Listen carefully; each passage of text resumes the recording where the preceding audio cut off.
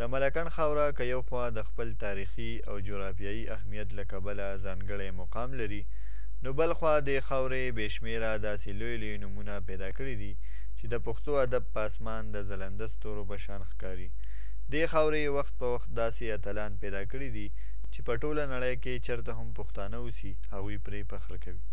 په دغه نومونو کې یو نوم چې د هر پښتون د زړه آواز او خوږژبی زلمی شاعر فضل سبحان عابد هم دی. تېره ورځ د ملکنډ صحافیانو د فضل سبحان عابد په درناوي کې د یو دستورې تابع وکړه چې پکې د ملکنډ ډي سي او سراج احمد، کرنل یوسف، شاعرانو، صحافیانو او په ګڼ شمېر کې خلکو ګډون وکړو. په دستوره کې د فضل سبحان عابد د پښتو ادب دپاره په خدماتو رڼا واچولی شوه.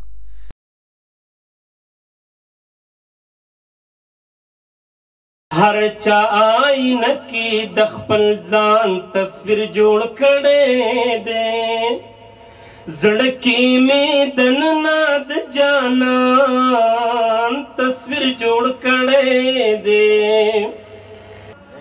ستا د شونډو رنګ پکې په هر یو رنګ کې وینما، بیا د بوډۍ ټال ستا د پیزوان تصویر جوړ کړی دی.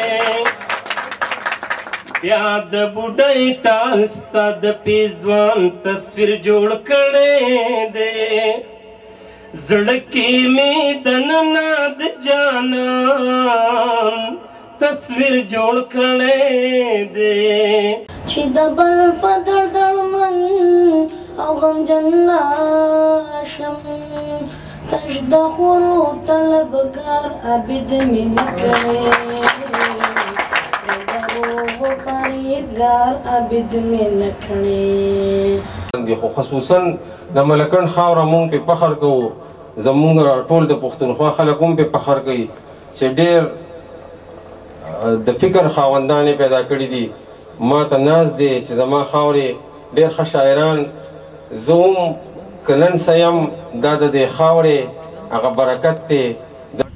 د شعر و ادب په حواله د ملکنډ خاوره ډیره غني خاوره ده.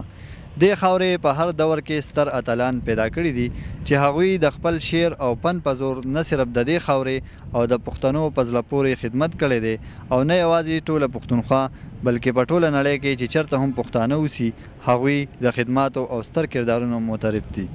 په دغه خلکو کې د دې خاورې یو زلمی او خوږژبی شاعر فضل سبحان عابد هم دی، د چا په درناوي کې چې نن د ملکنډ صحافیانو یو خوندوره او درنه ورځ ومانځله. سید زمان سبا، تور موړ ریسټ هاوس، ملکنډ.